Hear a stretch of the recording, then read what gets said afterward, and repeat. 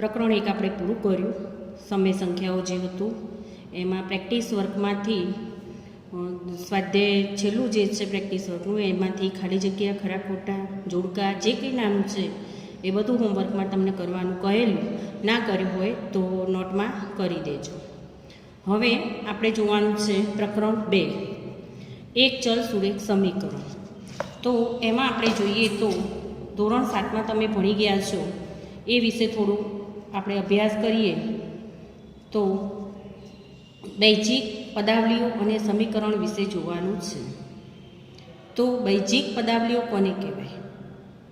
દાખલા તરીકે 4x + 3, 8x + 1, 3z + 4, 3xy + 4z + 3, z + z². આ પ્રકારની જે પદાવલીઓ જે છે જેને આપણે બૈજિક પદાવલીઓ કહીએ છીએ. હવે આ પદાવલીની અંદર વિદ્યાર્થી મિત્રો તમે જોઈ શકો છો કે અહીંયા એક જ ચલ છે. ચલ એટલે x, y, z એથી z સુધીના અક્ષરમાંનો કોઈ પણ અક્ષર જે છે જે અજ્ઞાત તરીકે આપણે લઈએ છીએ, જેને ચલ કહીએ છીએ. તો અહીંયા 3xy + 4z + 3 જેની અંદર 1, 2 અને 3 એટલે કે x, y અને z એમ 3 ચલ આવેલા છે. તો આમાં સુરેખ પદાવલી એટલે કે જે પદાવલીમાં ચલની મોટામાં મોટી ઘાત 1 હોય તેવી પદાવલીને સુરેખ પદાવલી કહે છે. ફરી મિત્રો, સુરેખ પદાવલી એટલે જે પદાવલીમાં ચલની મોટામાં મોટી ઘાત 1 હોય તેવી પદાવલીને સુરેખ પદાવલી કહે છે. દાખલા તરીકે અહીંયા ઉપર બેઝિક પદાવલીઓ જોઈ જેની અંદર 4x + 3, 8x + 1, 3z + 4 આ બધી સુરેખ પદાવલીઓ છે કે જેની અંદર ચલ એક જ છે, x છે, જેનું ઘાત 1 છે, એટલે આ સુરેખ પદાવલી કહેવાય. હવે સમીકરણ, તો દાખલા તરીકે 7x = 35, 2x - 3 = 2. તો આ સમીકરણ જે છે કે જેની અંદર બરાબરનું ચિહ્ન છે જેને સમતા કહીએ છીએ. તો સમતા દર્શાવતા ગાણિતિક વિધાનના સાંકેતિક સ્વરૂપને સમીકરણ કહે છે. તો સમતા એટલે બરાબરનું ચિહ્ન. ત્રાજવામાં જેમ આપણે ત્રાજવાના 2 પલ્લા છે જેની અંદર આપણે બંને બાજુ વજન સરખું મૂકીએ તો જ એ પલ્લા સમતોલ રહે છે, એમ સમીકરણમાં બરાબરની બંને બાજુએ એટલે કે બરાબરની ડાબી સાઈડ જે છે જેને ડાબી બાજુ કહેવાય અને જમણી બાજુનું પદને જબા કહીએ છીએ આપણે. તો બંને બાજુએ મૂલ્ય ત્યારે સરખું થાય કે એક્સની જે કિંમત આવે છે એ આપણે આમાં મૂકીએ અને બંને બાજુની કિંમત સરખી થાય તો એ બરાબર કહેવાય. તો અહીંયા સમતા એટલે બરાબરનું ચિહ્ન. દાખલા તરીકે અહીંયા આપણે લઈએ કે 2x - 3 = 2. તો આ આખું સમીકરણ કહેવાશે જેની અંદર આ બરાબરની નિશાની છે જે સમતા કહેવાય છે. આ x જે છે જેને આપણે ચલ કહીએ છીએ. તો આ 2x - 3 એ ડાબી બાજુ એની કહેવાશે અને 2 જે છે જેને આપણે જમણી બાજુ કહીએ છીએ. તો સમીકરણમાં હંમેશા સમતાના ચિહ્નનો ઉપયોગ થાય છે. સમીકરણમાં હંમેશા સમતા એટલે કે બરાબરના ચિહ્નનો ઉપયોગ થાય છે, જ્યારે પદાવલીમાં તેનો ઉપયોગ થતો નથી. એટલે બૈજિક પદાવલી અને સમીકરણમાં શું ફેર છે? તો બૈજિક પદાવલીઓ જે હોય છે જેમાં બરાબરનું ચિહ્ન હોતું નથી, જ્યારે સમીકરણ જે હોય છે જેમાં બરાબરનું ચિહ્ન હોય છે. હવે આની ઉપરથી આપણું જે પ્રકરણનું મેઇન હેડિંગ છે કે એક ચલ સુરેખ સમીકરણ કોને કહેવાય એના વિશે આપણે ભણવાનું છે. તો એક ચલ સુરેખ સમીકરણ કોને કહેવાય?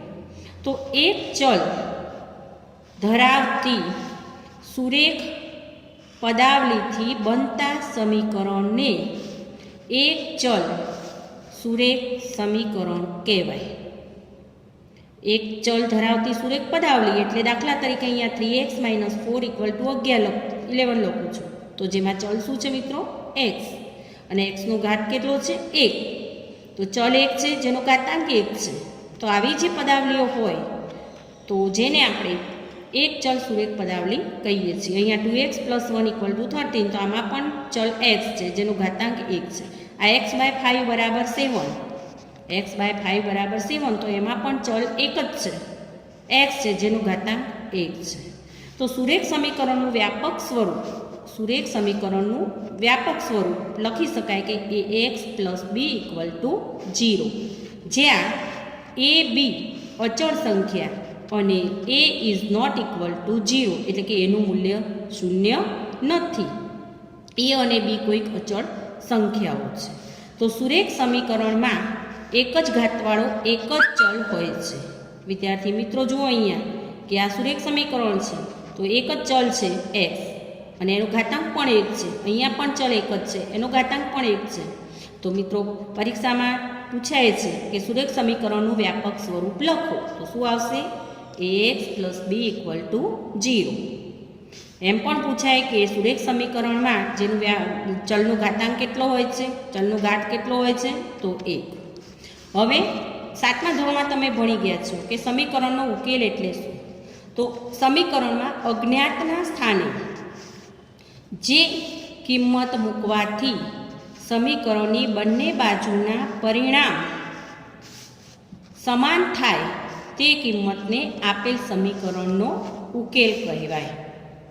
તો સમીકરણમાં અજ્ઞાત જે છે એ અજ્ઞાતના સ્થાને જે કિંમત મૂકીએ અને સમીકરણના બંને બાજુના પરિણામ સરખા થાય તો એને સમીકરણનો ઉકેલ કહેવાય. તો સમીકરણના ઉકેલને સમીકરણનું બીજ પણ કહેવાય છે.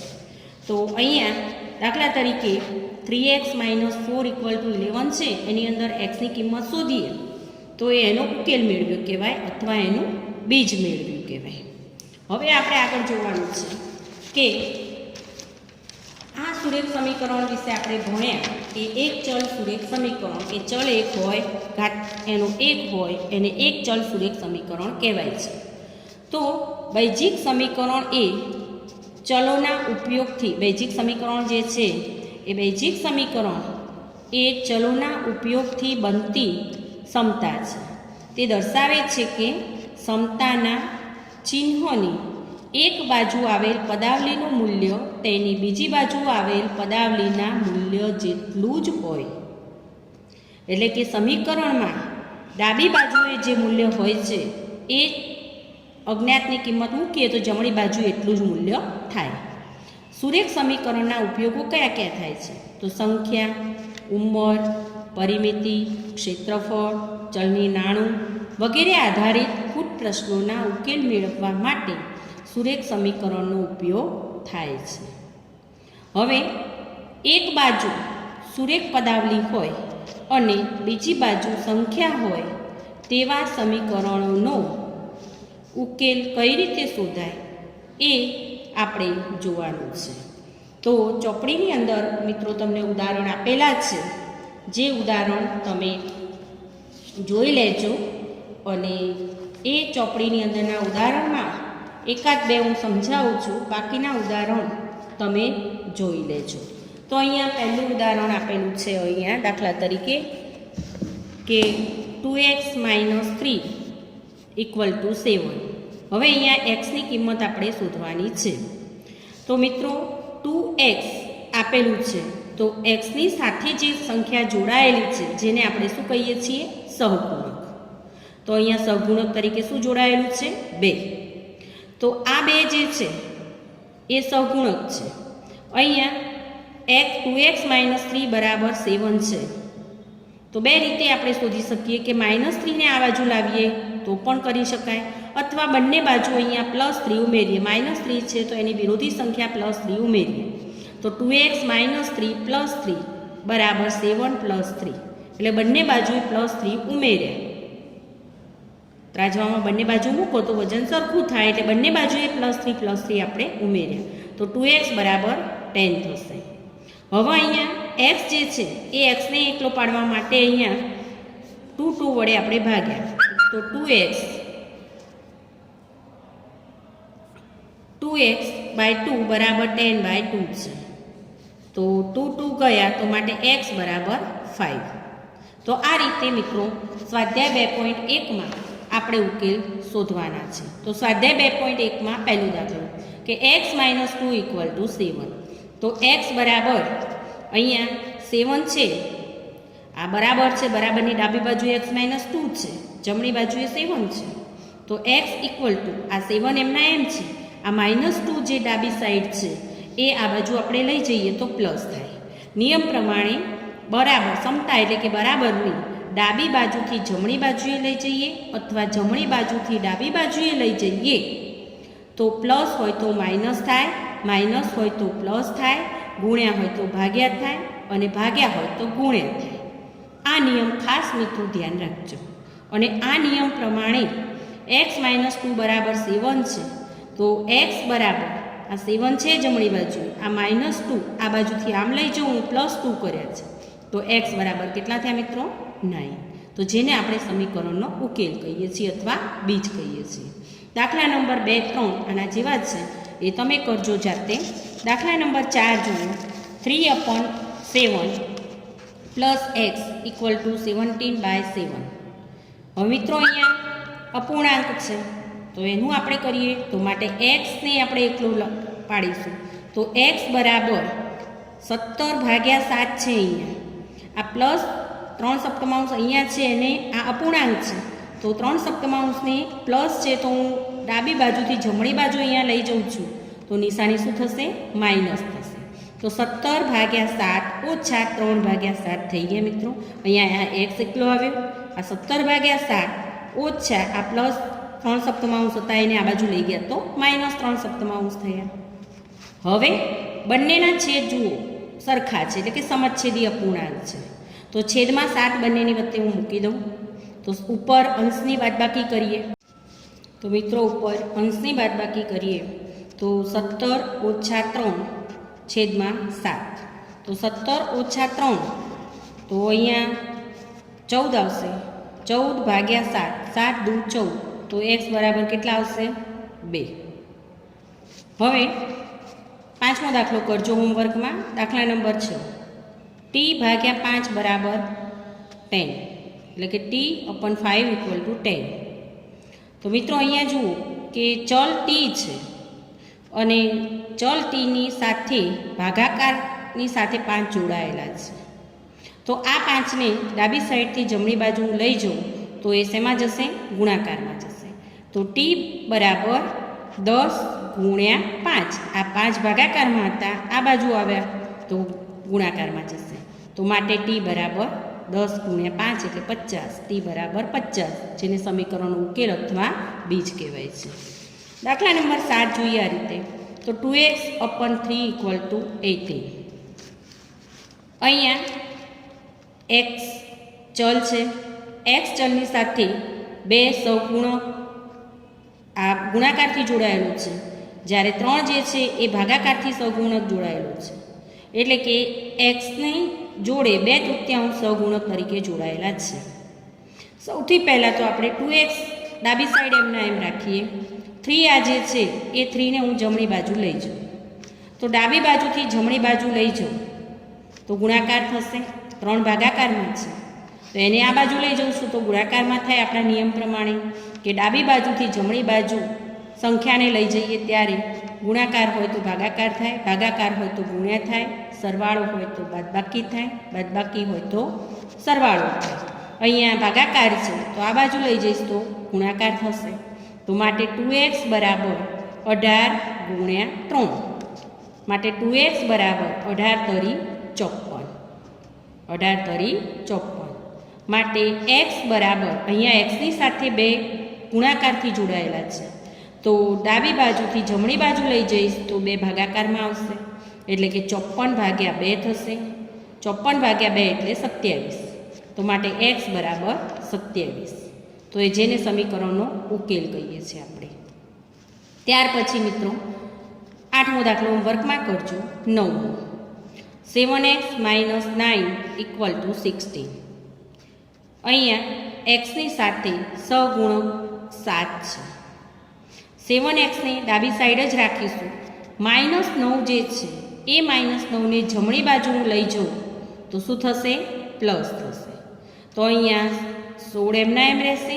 -9 જે છે એને હું જમણી બાજુ આ બાજુ લઈ જાઉં છું એટલે +9 થશે. તો 7x બરાબર 16 + 9. તો માટે 7x બરાબર શું થશે મિત્રો? 25.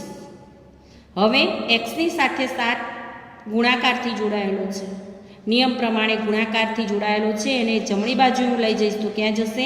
ભાગાકારમાં એટલે કે છેદમાં જશે. અને એ નિયમ પ્રમાણે x બરાબર 25/7 થશે, જે સમીકરણનો ઉકેલ કહેવાશે અથવા સમીકરણનું બીજ કહેવાશે. તો x બરાબર